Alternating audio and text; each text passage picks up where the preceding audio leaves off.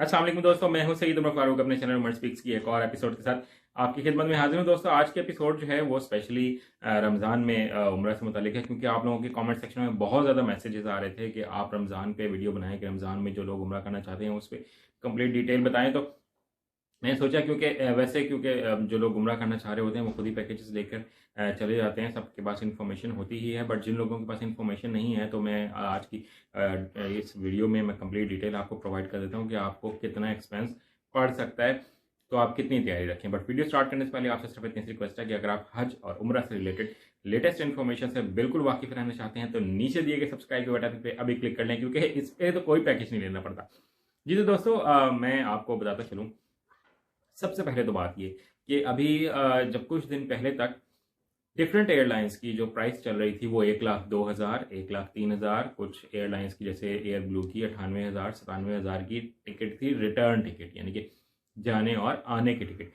अब वो प्राइस जो है वो बढ़ती जा रही है डे बाय डे। और ये इस वक्त डिफरेंट एयरलाइंस की जो टिकट्स का जो प्राइस चली गई है वो 1,14,000 रुपये से 1,20,000 रुपये तक सिर्फ एयरलाइन की टिकट चली गई है। तो ये तो देख लें कि किसी कोई एक ज़माना होता था, आज से 2-3 साल पहले भी, कोविड से पहले, लोग इतने पैसों में ना पूरा उम्रा करके आ जाते थे, और अब सिर्फ टिकट ही इतने की मिल रही है। तो ये बड़ी ज्यादती है एयरलाइन कंपनीज की तरफ से कि यार ऐसा क्या हो गया है कि आप लोग जो हैं वो सिर्फ पाकिस्तानी एयरलाइन नहीं, सऊदी एयरलाइन भी और कतर एयरलाइन, सब लोग ही एक ही डगर पर चल रहे हैं और इतने हाई कर दिए इन्होंने प्राइसेस कि उम्रा करना अब किसी के बस में नहीं रहा। फिर भी मैं उन लोगों को कहता हूं कि जो लोग उम्रे में इंटरेस्टेड हैं और वो रमज़ान में उम्रा करना चाहते हैं तो वो फ़ौरन अभी से ही अपनी टिकट्स अगर बुक करना चाहते हैं तो बुक कर लें। अगर पैकेज अभी से बुक करना चाहते हैं तो अभी से बुक कर लें, अगर कहीं से मिल सकता है।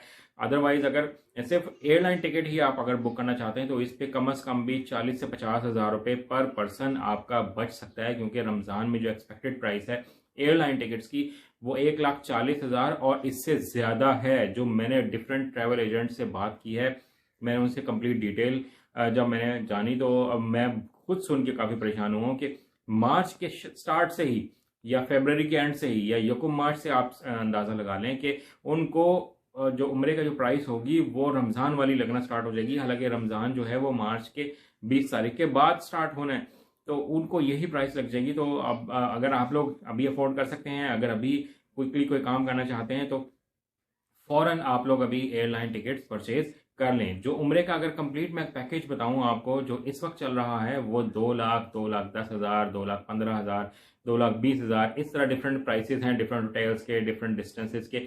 बट जो प्राइसेस अजीजिया में और मरकजिया में वो इतनी तेजी के साथ बढ़ रहे हैं सऊदी अरब में कि जो 70-80 रियाल में जो पर नाइट यानी कि एक रात का जो किराया होता था, जो उसका रेंट होता था, वो 70-80 रियाल में मिल जाता था, अब वो 150 रियाल पे पहुंच चुका है। अब मैं ये सोच रहा हूँ कि ये 1 महीने के बाद किस जगह पे पहुंचेगा। तो अभी जो एक रफ आइडिया है कि जनाब 2,20,000, 2,25,000 में लोग उम्रा करके आ रहे हैं, वो रमज़ान में 3.5 लाख में भी शायद ना कर सकें।